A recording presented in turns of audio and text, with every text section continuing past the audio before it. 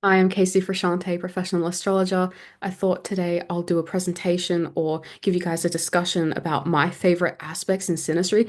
And by my favorite, I mean like the bare bones, bare minimum, what I'm looking for if I'm doing matchmaking or trying to see if a relationship will actually last between two people. Like my friends, if they get into a relationship, this is what I'm going to look for with their partners and stuff. And it's really important to give you guys a disclaimer and just really drive home the fact that the natal temperament of each chart takes so much more precedence over this any synastry going on between them. You can have great synastry between two charts, but they're wired completely differently, and their natal temperament is going to steer the relationship away from the synastry. So you need to really assess how both people are wired to be in relationships and what they're looking for in relationships, and how they operate in relationships. That is so much more important than if they have um, positive synastry and if they have, like sexy synastry, because someone in their chart might be not wired to be sexual at all.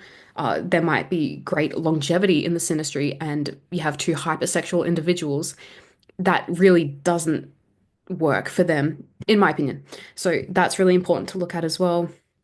And I really need to emphasize that, and this is something that doesn't get discussed at all, I've noticed in synastry videos or books. This is something I've picked up in my own studies, in my own practice. The aspects in synastry are really dependent on the signs involved and the modalities. What I mean by that is that a trine between two planets in water is really different from a trine in two planets in air or fire or earth. A square between a planet in a fire sign and an earth sign is very different to a square involving a water sign and an air sign, or an earth sign and an air sign. Keep these things in mind when you look at synastry, not just the planets involved, not just the aspects involved, but which signs and modalities are involved in that aspect.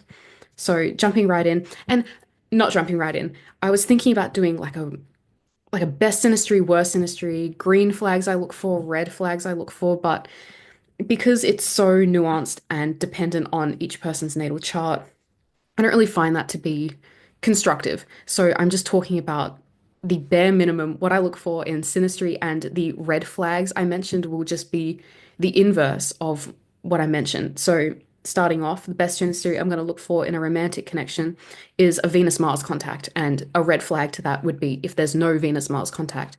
And Venus-Mars contact, I mean mathematical contact between one person's Venus and another man's Mars. A lot of astrologers will um, you know, put a lot of emphasis on it has to be the man's Mars aspect in the woman's Venus. It doesn't matter. As long as it's there, because like I said, bare minimum, as long as it's there, I'm happy as an astrologer and can attest to the fact that there is some kind of romantic undercurrent to the relationship. Even if it's a friendship and there's nothing sexual involved, these two planets in contact give the relationship the quality of collaboration, the masculine and the feminine coming together. And you can have, I'm sure we all have friendships where both people or both people involved in the relationship, the Mars is the main planet that is triggered, and it becomes a hyper masculine kind of relationship, even with women. Or if Venus is overly emphasized, the relationship can become too codependent and there's not that balance. And then, that causes problems in a relationship. So when there is Venus and Mars in aspect, it brings the relationship into a kind of balance and everything feels fair. And I'm not just like using buzzwords, for Aries and Libra. That's just how it goes. And I've noticed in intimate relationships, if there's no Venus Mars contact, and this is for the outside looking in, there's something wrong with the relationship. There's something off about it because other themes take precedent in that relationship. I find relationships lacking Venus and Mars to be kind of parasitic. One or both partners see the other as a kind of placeholder. They see the partner as replaceable because there's no impetus to relate there. The conjunction is kind of disturbing in how quickly these people establish their relationship. Uh, they go, like the type to go on one date and immediately they're in like a committed relationship. There's no situationship or courting process involved. It's like as soon as you meet them or as soon as they meet each other, they're in like instantly in a relationship. Uh, the opposition, there's more push pull, there's more of a dance, there's more posturing. and pretending traditional gender roles tend to manifest very clearly, meaning that one person, with it being Venus and Mars, one person wears the pants, one person is more submissive, and this is very overt in the relationship and to outsiders as well. And they're not going to switch roles. This is a relationship where one person very actively uh, pursues the other person, and that stretches on for years. Um, and because of that, it keeps the relationship kind of fresh and exciting. The conjunction can fall into um, a kind of comfortable place where you become used to the other person and that pursuit isn't really there anymore, which, can cause problems in the long term. Um, but then again, the opposition can be a little bit too much depending on everyone's natal chart. Um, but with the conjunction and the opposition, they're both very happy to be there. The conjunction, like I said, it feels more natural and you can fall into complacency with the conjunction. The opposition is more taboo and more sexy and more active. The square is compulsive and the attraction isn't always super apparent. It's not always a physical attraction. It's just an attraction to the person and the way they are and the way they look and the way they act, but it's not, you don't think the other person is like smoking hot the same way you do with the opposition or the conjunction. It's just there's something about them that you like, but what you like about them or what they like about you is typically like the worst thing about you and the thing that like they and other people tend to not like about you. It's um it's an attraction that's really difficult to pinpoint and almost more difficult to break. The attraction goes further than skin deep. They like your flaws and idiosyncrasies, which can become, very grating to them, or is grating to them from the moment you meet them, and exhausting. So with the square, I like to see more positive um, synastry involved, more meaningful and gracious synastry, just to avoid these two feeling kind of miserable. Because, like I said, the square is very grating. You like things about them that are annoying, but it's that thing where you can't really pinpoint it or admit it. And because the attraction is so hard to break, and again, it's not super physical with the square, it's just you need more to keep the relationship going and to stop it from totally falling apart. The trine is very dependent on the element involved, like I said at the beginning of the video. A trine between Venus and Mars in the air element, there's a huge social connection there, kind of superficial as well. Fire signs, they're the types that are probably going to fuck on the first date. There's more of an impetus or impulse to do things together. There's a more active streak to the relationship, whereas like a trine between Venus and Mars and a water sign, there's more of like an emotional connection, and the couple that like in the synastry they might withdraw into the relationship more, whereas the fire signs and the air signs are going to go out and do things when they're in that relationship. And the sextile I find gives more breathing space and kind of like an air of collaboration to the relationship. The physical attraction is there, but it doesn't overload the relationship the same way it does with like the square or the opposition, particularly.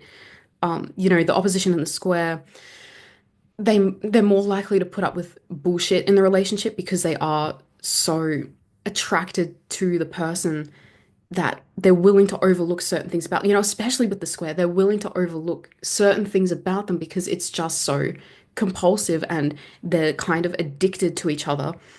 And with the um sextile, they have an easier time taking a step back and admitting what isn't working in the relationship and what they're willing to put up with and not willing to put up with.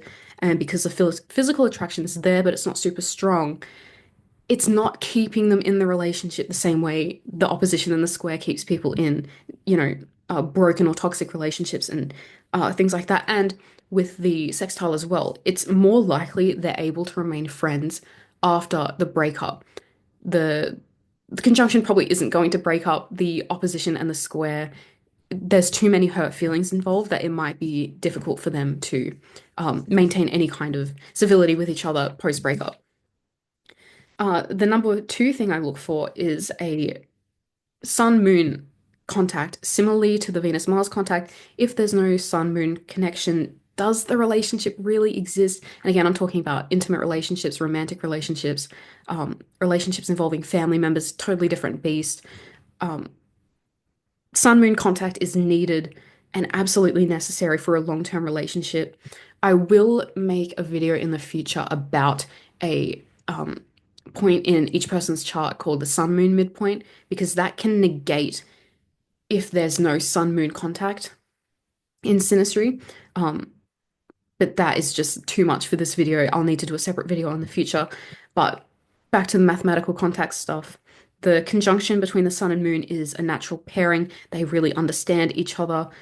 Two peas in a pod, basically, I'm sure plenty of you have experienced a sun moon conjunction with a very important person in your life, and you know how it feels. This is a really common one to see in like very close friendships and romantic relationships, long-term romantic relationships. The opposition is similar to the opposition between Venus and Mars in that the traditional gender roles manifest, and it's very externally as well, internally and externally. Traditional gender roles manifest, but unlike the Venus and Mars opposition, which is more about who's wearing the pants, who's being pursued, etc., the Sun Moon opposition is more about domestic roles and, who's the breadwinner, who's the one that does all the labor around the house. Um, You'll learn a lot about yourself in relationships that involve a sun moon opposition because that is what oppositions are. You see yourself through the relationship. You see changes to yourself through the relationship. You're able to be more objective about everything um, involving yourself and how it pertains to this relationship. And then if that relationship, ends or something is going on, you're able to take that information that you learned outside. If that, like the opposition, it gives you a way to work through your own shit in your chart, basically. And with the sun moon opposition, it can be kind of disheartening because you get reduced down to an archetype. This happens again with the Venus and Mars opposition, but there's because there is such like a sexual edge to that. That's kind of all it ever is. With the sun moon opposition, it's like you get reduced down to an archetype of, oh, I was born as a woman. I'm in a relationship with this man. It's all very kind of like technical. I'm in a relationship with this man. We have a sun moon opposition. I am the wife. I work part-time. I look after the house. He works full-time. He goes away for business trips. That is kind of the the energy between the sun moon opposition. I'm not saying that's a bad thing. It's just that that's how it tends to manifest, whereas the square is more compulsive, like the Venus Mars square. And there's so much more of a refusal to let the other person go. The opposition between the sun and moon is like you don't want to be together all the time. You like the fact that there are the relationship is kind of black and white, and there are parameters of how each person is supposed to act within the relationship and representing the relationship as well. The square is just a refusal to let the other person go, even after the relationship has run its course. If mutable, a mutable square between a sun and moon in synastry, there might be a lot of breaking up and then getting back together. And this spanning years, not just like a couple years, decades of constantly breaking up, getting back together, living together for a few years, breaking up, coming back together, 4 years later, that type of thing. That's a very, mutable sun moon square in synastry. Um, but generally, the square is like smothering and miserable, but there's something safe about it. Similar to the opposition, there's just something safe about it, and it keeps the relationship going. It's enduring in a lot of ways. And again, this depends on the signs and modalities involved. The trine is more affirming. They see each other and support each other, similar to the conjunction. They see each other and support each other and understand each other. But again, because it's a trine, it's a very dependent on the elements involved. Sun, Moon, Trine, and Earth will be very comfortable. They'll both feel very comfortable and sated in the relationship, compared to a fire, Sun, Moon, Trine. Again, it's like they feel more enthused about life through the relationship. The sextile, there's more energy and activity than the trine. It's more playful and exciting. Again, the trine and conjunction are like the ride or die aspects, your closest friends, your deepest allies, and the sextile is more kind of like the friends you do one specific thing with. This is kind of how I differentiate between a trine and a sextile, and I'll probably make a different series on the aspects. The trine it's like you see each other at your worst and you still love them anyways. The sextile is like you still don't want them to see you at your worst. So there is some kind of distance there. But there's more novelty to the relationship. And that is kind of the difference between the trine and the sextile in basically involving any kind of planets. There's just more breathing space and you don't see each other at your worst the same way you do when there's a trine involved. Um, Number three, this is going to be hard to kind of articulate. I like to see planets in one person's natal seventh house, those planets in the first house of another native. I'm not talking about chart overlay. I'm talking about person A has a planet in their seventh house. Let's say that planet is the sun, and then person B has their sun in the first house natally. Um, I can use my husband's chart as an example. He's born with Saturn in his seventh house. I was born with Saturn in my first house, and it doesn't even have to be in the same sign. My husband's Saturn is in Aries in his seventh house. My Saturn is in Taurus in my first house. Basically, there is this energetic attraction the seventh house person feels towards the first house person. They recognize them as someone they need to or should know, someone that can meet their needs. The first house person kind of triggers the seventh house person's need to connect. Um, this type of synastry can cause a multitude of issues just because the seventh house is where we tend to project things that aren't us. And so when someone comes along and they have that planet in their first house, they tend to embody what the seventh house person refuses to acknowledge within themselves. And that can come with a lot of baggage and responsibility on the first house person because they're kind of carrying the weight of that planet in their first house where the other person is kind of shunning it within themselves. But I like to see that because it just gives cohesion to the relationship. Number four thing I look for is elemental distribution. And what I mean by that is that I like to see when one partner is lacking in an element and the other person has an abundance of that element in their chart. Specifically, I'd like to see it go vice versa as well. Using my husband's chart as an example, and I'm not trying to say like me and my husband have the best synastry and the best, like we have our problems. We are in a marriage, you can't get perfect synastry. It's not going to happen. But it gives everything I'm mentioning kind of gives cohesion and validity to a relationship. So elemental distribution, using my husband's chart as an example, he has no water in his chart. I have an abundance of water in my natal chart. I'm lacking earth in my natal chart. He has an abundance of earth in his. And so we're making up for our lacks through our relationship with each other. If both individuals have a lack of the same element, that's kind of a red flag for me because then that becomes a problem because of the relationship.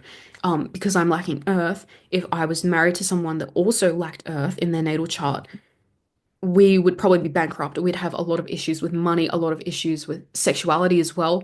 Um, if both people are lacking water, there's no emotional connection in the relationship. So where are they getting that water from, or are they kind of just two very austere business people in a relationship? But you still need to find that water somewhere. Maybe they have an outlet separately, but seeing an elemental lack in both charts being the same element, that's kind of a red flag for me. I'd like to see them being fulfilled by each other's elemental balance. And then I also want to see similar Venus signatures. Again, it's kind of difficult for me to articulate this, but I want to see people's Venus connected to the same planets in their own natal chart, meaning one person has their Venus in aspect to Uranus, let's just say a trine, and the other person also has their Venus connected to Uranus in any kind of aspect. Even the conjunction, even the opposition, even the square. It basically gives their Venus the same flavor. And because Venus is a planet of relating, their method of relating, there's cohesion there. And Venus Uranus people, they need a lot of space in their relationship, they need a lot of distance. Their the qualities that they're looking for in a partner are more unorthodox a lot of the time. And so if they're both wired in that way, they can meet on the same level in that way. I would not want to see someone that has a Venus Pluto square in a relationship with someone that has a Venus Uranus conjunction because the Venus Pluto person is going to be so codependent and jealous of the Venus Uranus person, and the Venus Uranus person can't stand jealousy. Again, it can work based on other things in their natal chart, based on other things in their synastry, but that would cause a huge problem. Someone with a Venus Pluto square is going to do better with someone that has a Venus Pluto trine or opposition. The Venus signature is important in synastry, and if there's a mismatch, that tells me that's going to be a problem in the future. And what else? Yeah, they're basically never going to be on the same page regarding the relationship. And that can do the relationship in the end. Even if there is positive synastry, again, it's not like a deal breaker, but it is something to look out for. Uh, and I think my final point of green flags or best synastry is gonna be, and this is a controversial one, I want to see the sun in sextile triangle opposition to the other person's sun. The sun doesn't have a lot to do with synastry and relationships, but the sun has to do with success and your mission in this lifetime. And I want to see the suns in compatible elements because if they're not, they're just not on the same mission in life. And oftentimes, when the suns aren't in compatible elements, external factors can keep the two apart. And I think you can see this a lot, even in just like friendships. I have plenty of friends, like my closest friend is a Sagittarius sun, and we just are on different paths in life and it keeps us apart versus one of my friends who's a Scorpio who I'm less close with. It's kind of easier for me to connect with her in certain ways because she just gets it, whereas my Sagittarius friend just doesn't get it. And again, it's not a deal breaker. I just find that because the earth and water signs are concerned with comfort and security, that's what they're ultimately going to pursue in life. Air and fire signs are more concerned with excitement and adventure. Short term in a relationship, yeah, fine. Water signs can be in a relationship with air and fire signs and, vice versa and whatnot. But long term, I have a hard time believing in it. It's not impossible. It's just they're pursuing different things all the time. And, if they're both Venus Uranus and they have, suns in incompatible elements, then yes, that will probably work. But generally, because everything gets filtered through the sun anyways in a natal chart, I like to see suns in compatible elements. And you'll see this in the wild a lot. Most couples actually have their suns in compatible elements, and that's for a reason, because they're both on the pursuit of a similar outcome. And that's basically all I have to say about my top synastry aspects. Again, like I mentioned, it's very dependent on the natal charts. It's very dependent on each individual. So I didn't want to get into too much detail regarding um I don't want to see Venus square Uranus in Synastry because that means a sudden breakup. Venus square Uranus in Synastry might be good for both people that are Venus Uranus. Same with Venus Pluto. People talk a lot about Venus Pluto in Synastry, and if both individuals have a Venus Pluto signature, they're gonna love being in that relationship compared to someone or two people that don't have a Venus Pluto. And if one person has a Venus Pluto and the other doesn't, they're the ones that are going to dominate that relationship and cling to the other person. Unless they have the opposition, then it's probably the other person clinging to them. But you know what I mean. So I didn't want to get into too much detail regarding Synastry because it is so complicated.